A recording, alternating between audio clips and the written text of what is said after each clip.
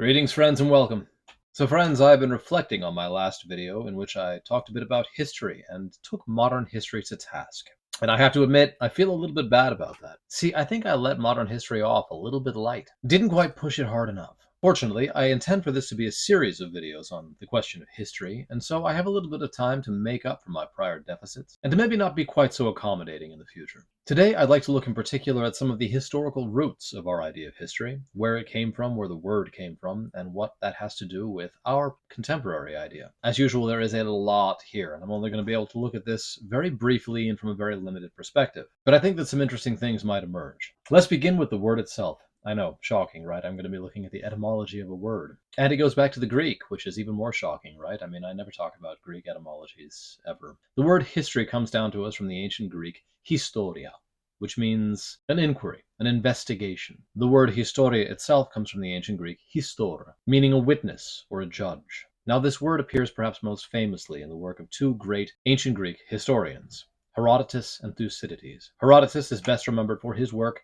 the Histories, Historiae, and he is famously known as the father of history on account of this work and what it contains. Now, something very characteristically modern happens when we consider Herodotus and we consider his status as the father of history. See, Herodotus was a bad historian by contemporary standards. He took all kinds of stuff as fact that a modern historian would certainly blink once or twice or three times before even beginning to consider. Herodotus seems to have just compiled his sources haphazardly, taking things at random and putting them together into a big heap. At least that's how it appears from a modern historiographical standpoint. It was so bad, in fact, that some have even gone so far as to rechristen Herodotus not the father of history, but the father of lies, a title which I believe is perhaps best applied to a certain other individual. Now, I say that this is a characteristically modern term, so what do I mean by that? We have our concept of history, which derives from an ancient Greek word. Our concept of history has very little to do with the ancient Greek word itself, but we like to take this modern concept and look back at the ancient Greek word and its use, and critique that ancient use as if it were somehow adjudicable in light of our contemporary standards. Right? We have our modern idea of history. This modern idea of history is our idea. It is not Herodotus's idea. Herodotus nowhere in his book proposes anything like the modern idea of history. And we claim, on the one hand, that our modern idea of history derives from Herodotus, and on the other hand, that Herodotus cannot live up to that same modern ideal of history. This is a very peculiar dance, and one which I think does very little credit to our historical sense. In much the same fashion, we take Aristotle to task for being unscientific in any number of ways. Because as we all know, we have the true standards, and the past was just floundering in styes of superstition and confusion. And this very happily exempts us from the harsh necessity of critiquing our own views in light of other views. Now, I touched on this in my last video. We have this idea of history, and our idea of history is very monolithic. There is one correct view of history, one correct view of how to understand and approach history, and any other view that varies from that one correct view is erroneous to the extent that it varies. You can only look at the past in a single way, which is to say the factual historical way that we all presently subscribe to. This is the idea that I mentioned in that video of von Ranke, that history is the study of what really happened. What really happened.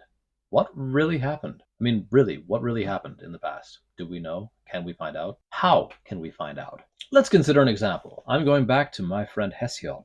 They say that Taphaon, the terrible, violent and lawless, was joined in love with this girl Echidna, of the glancing eyes, and she, conceiving, bore children to him with hard tempers. And the third, she bore the grisly-minded Hydra of Lerna, whom the goddess white-armed Hera nourished because of her quenchless grudge against the strong Heracles.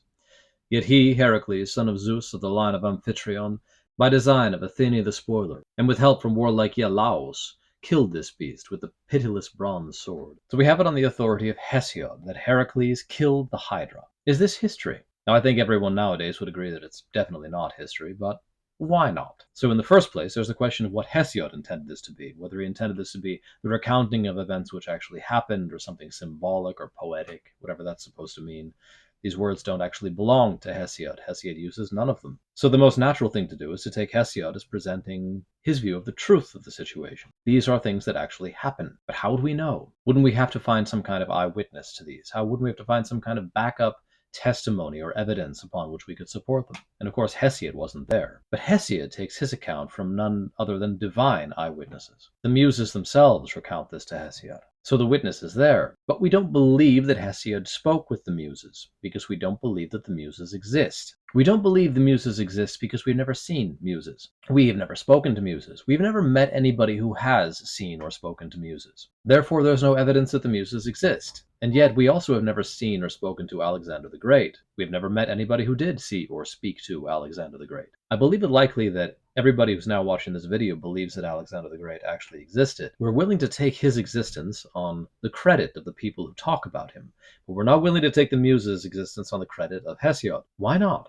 Well, there was more than one person who saw Alexander the Great, and yet our history, our accepted history, is rife with individuals, events, and moments which we know about thanks only to singular testimonies, and we are willing to take all of these quite for granted.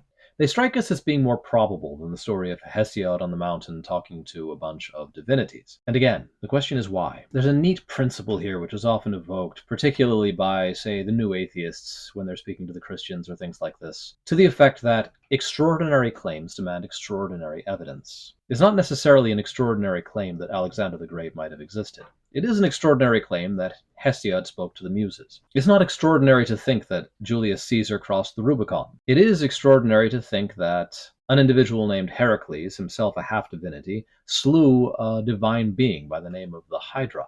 But is this really extraordinary? And how can we determine the difference between a normal and an extraordinary event? Surely it can't be on the basis of things that we see every day. Alexander the Great's invasion of Egypt was an extraordinary event. Julius Caesar's crossing of the Rubicon was an extraordinary event. But not extraordinary in the same way, surely, when we're speaking of the difference between flesh and blood individuals on the one hand and mythological beings on the other.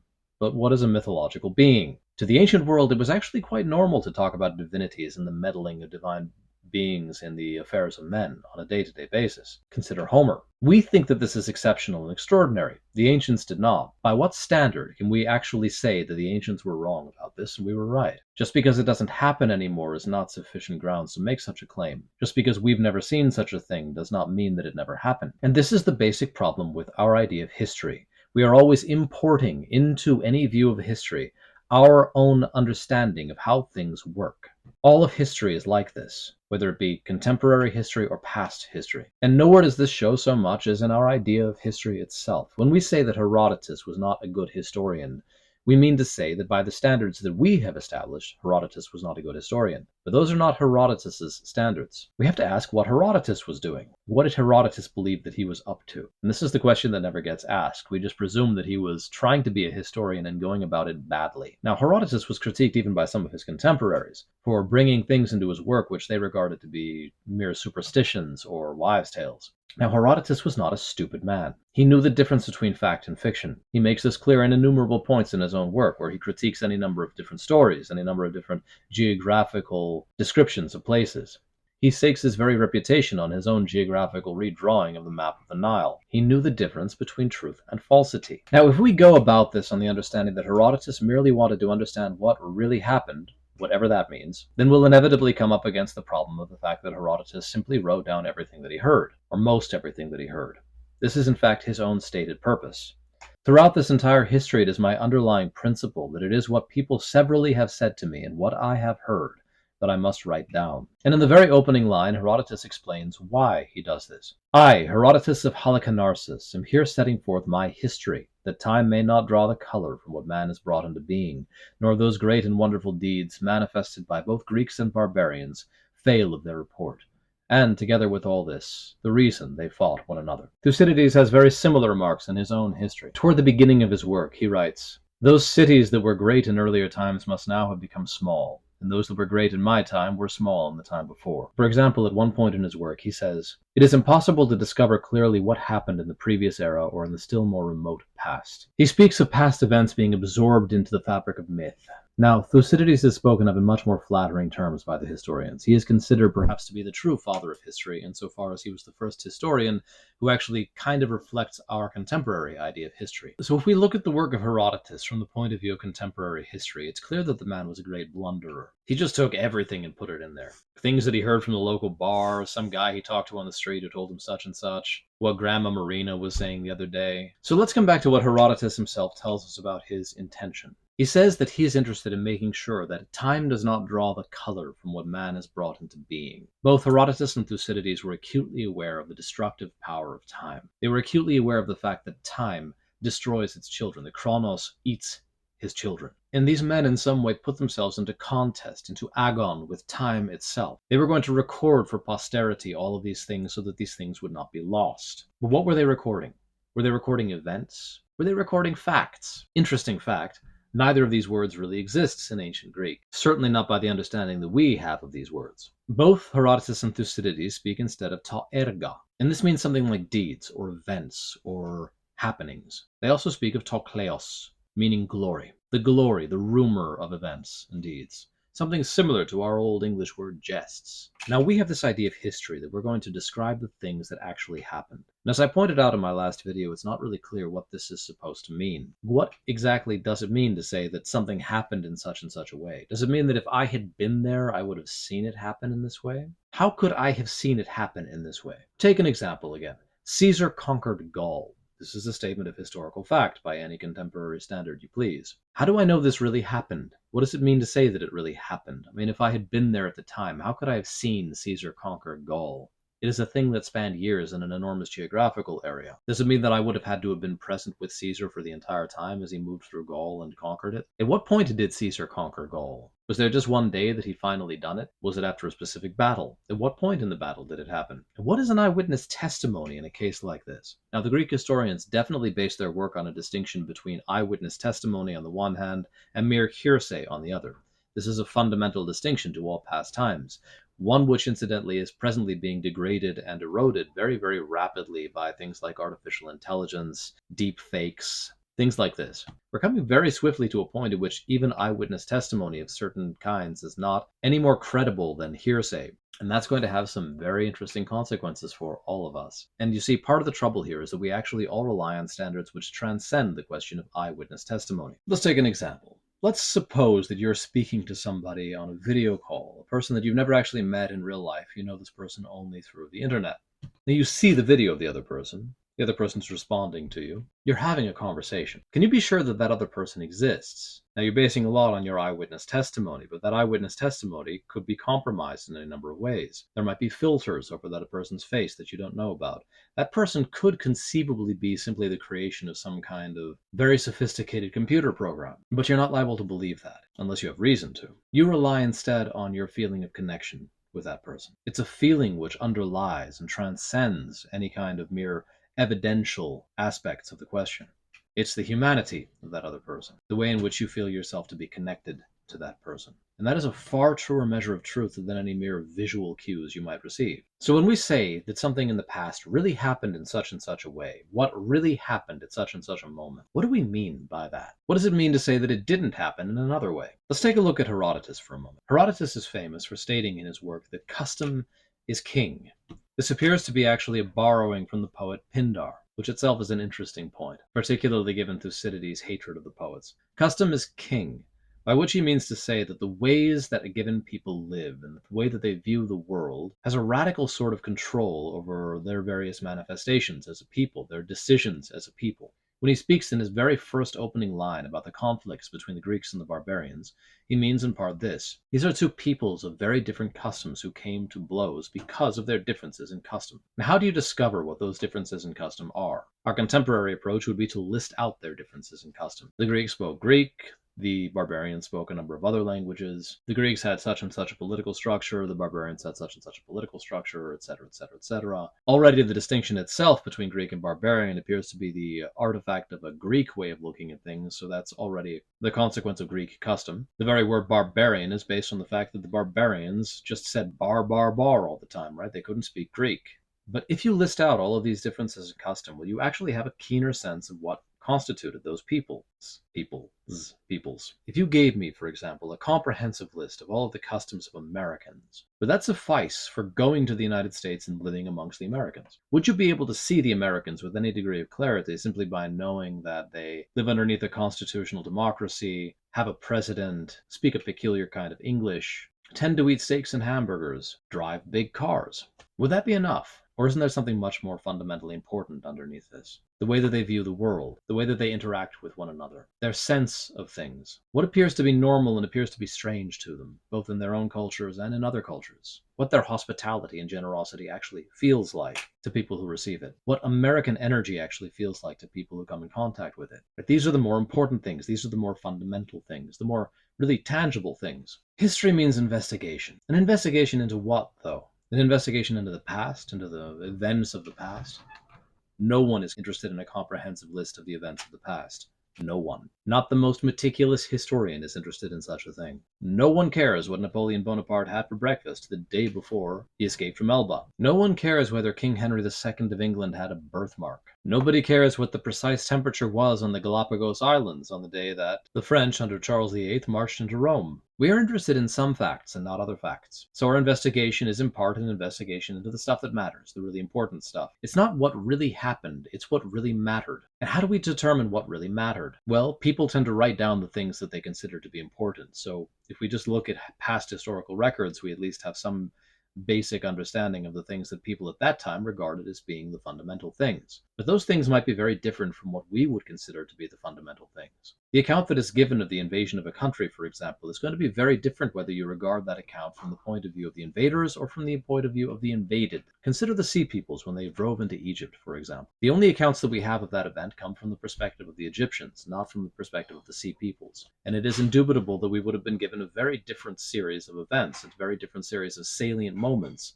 from the point of view of the Sea Peoples than were given from the point of view of the Egyptians. History is a recounting of the things that were important to the people who lived in that moment. So if we want to get to the bottom of history, we have to get to the bottom as well of those standards. What compelled a certain group of people to regard some things as being more important than other things? We have to get to the bottom of that people's soul. We have to understand what kind of a people they were, what they believed and why they believed it, what religious views they had which might have persuaded them to consider things in a certain way or in a different way. What customs they had, which finally led them to see things the way that they did. And this is where Herodotus comes in. Herodotus is not giving us a series of lists of things that happened in the past, which would be absolutely useless to anybody. To the degree that such a list is comprehensive, it becomes less useful. Herodotus is giving us a view into the customs and the ways of being and perceiving of different human groups. And this is why Herodotus takes things at what we would consider to be face value. Why he will recount the most incredible stories of things that happened, even though most rational people would regard these as quite probably being fables. He is not interested in what really happened. He is interested in what really mattered to these people. The only way that we can actually get into the minds of the barbarians or the Greeks or any of the groups of people whom he discusses is by looking at those groups precisely the way that they look at themselves, by looking at their view of the world, their recounting of history, their understanding of their own past. Now, the word history in English shares a common root with the word story. Both of them come from the same Greek historia. Two very different words with a common etymology. And this common etymology is telling, because the only way of actually getting into the depths of history is by looking at the depths of the story of history. And this story is affected much more by the poets than by the historians. The past is a narration. When we go into the past, we have to go into the past not only as witnesses, but as judges, right? To come back to the original root word upon which historia is built, right? Histor, a witness or a judge, somebody who is capable of actually making determinations about things. We have to be selective in what we see, what we take, and what we reject. We have to have an understanding of what is important. And this rests on standards. And these standards, in turn, are given to us in large part by the countries in which we live, the places where we were born, our own custom, our own nomos, to use the Greek word. But the work of the historian is a work of transcendence as well. We are moving outside of the realm of our own specific customs by attempting to understand the customs of other human groups.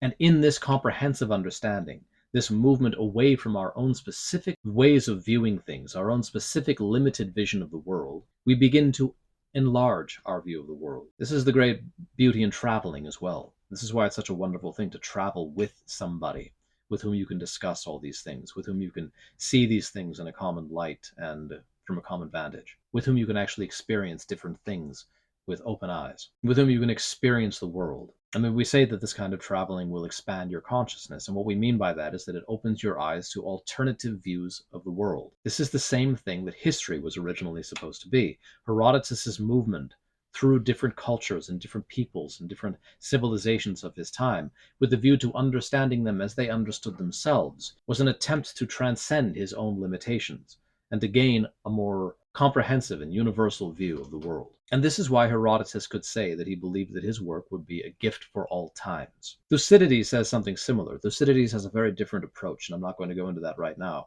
Thucydides has his own kind of history, just like Herodotus has his own kind of history, and they're very different from our contemporary view of history. But Thucydides also believed that he was providing standards which could be applicable to human events, both in the past, the present, and the future. These were transcendent standards, standards which could be given as a gift to posterity. These men were not attempting to record events so that future generations could remember them. They were attempting to give us a means of actually establishing truth in our lives.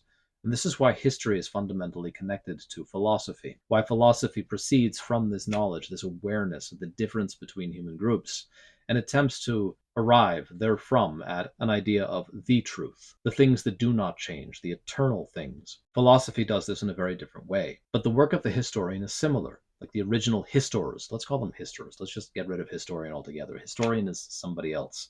Historians are those people who sit around like reading books and trying to assemble facts from them or something like that, right? These people were histors. The histors, like Thucydides and Herodotus, wanted truth above all things, and not the trivial truth of what really happened either. Custom is king, and the only way of understanding that custom, whether it be another people's or your own, is by taking their ideas of things, first of all, at face value, by presenting their view of their own past, by presenting their mythologies, what we would call their mythologies, by presenting their legends and their stories. We can get into their minds, into their mentalities, through their stories far more than we can through their facts. The facts themselves are only valuable insofar as they have chosen those facts as being important. But a fact which is chosen to be important over all other facts is no longer a fact. It is something else. It has been invested with a kind of value and meaning and significance that we do not normally associate with a fact. All historical recounting, all historical retelling is superfactual. It is not factual at all.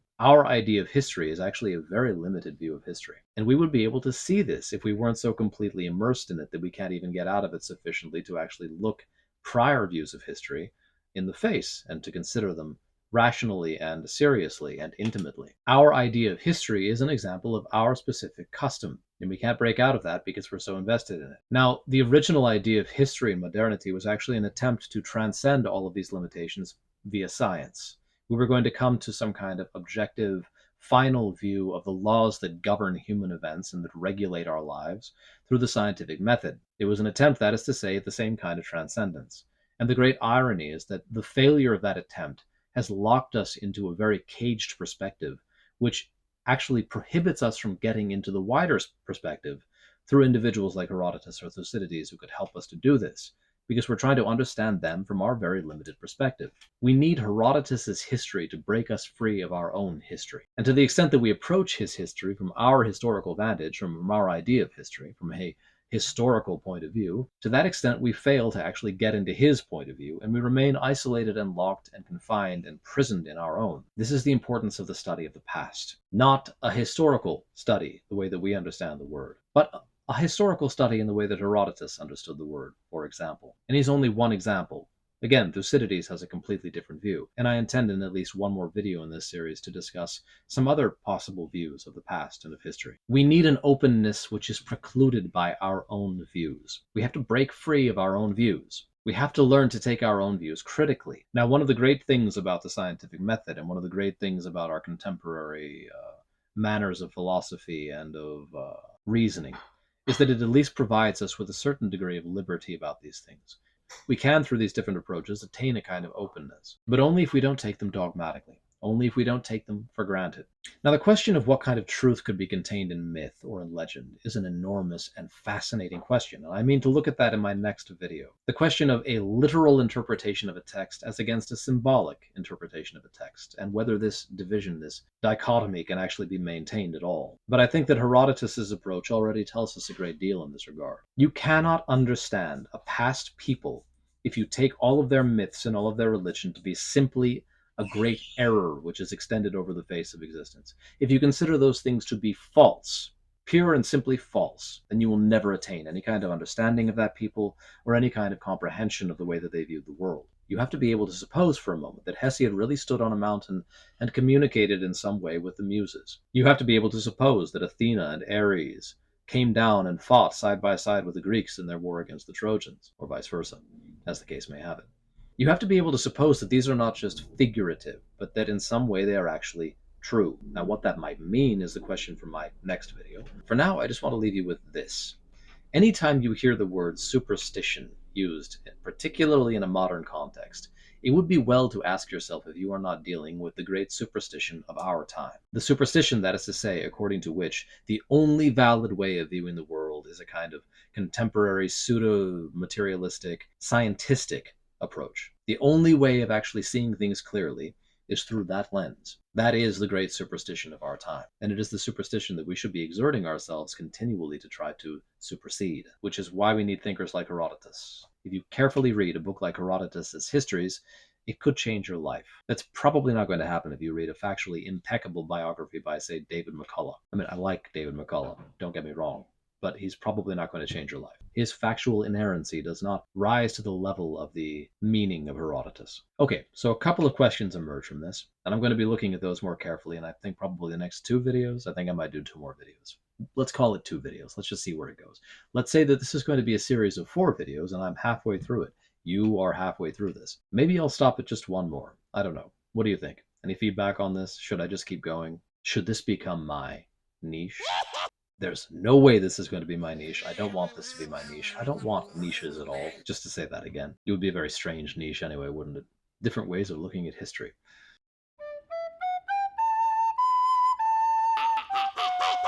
But 2 things that I definitely want to look at in particular. One is the status of myth with respect to history. What relationship does myth have to history? I mean, we tend to regard myths as being just superstitions. This is something that you see frequently when people talk about Herodotus. He just threw superstitions in there because he was taking myths and putting them in amidst, factual events and other historical happenings, real historical happenings, the real ones, the real historical happenings. You know what really happened, right? So the relationship between historical fact and myth, that's one thing I want to discuss. Again, similar to the relationship between a literal interpretation of something and a figurative interpretation of something. What does that mean?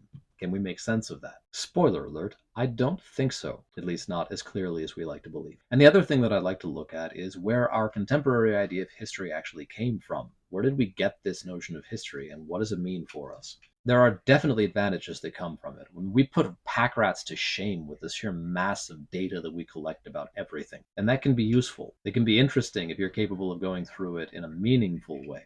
More on that to come. My ducks are objecting. They want me to end this video. I'm out. All right. So anyway, thank you very much for joining me for this. I hope that this has been interesting for you. Tell me below what you think about history and about the ancient Greek way of viewing history as against our own contemporary way of viewing history, and if it makes sense to talk about facts in history and what really happened in the past.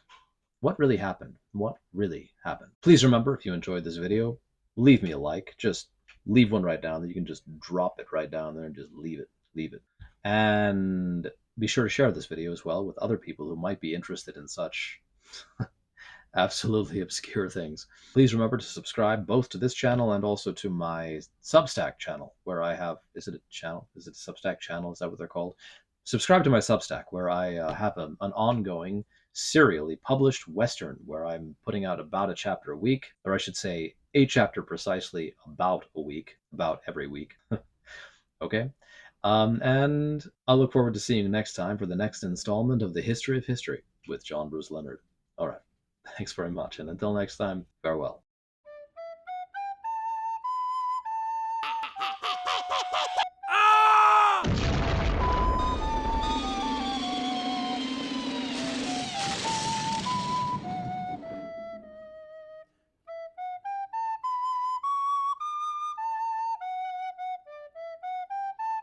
Hmm.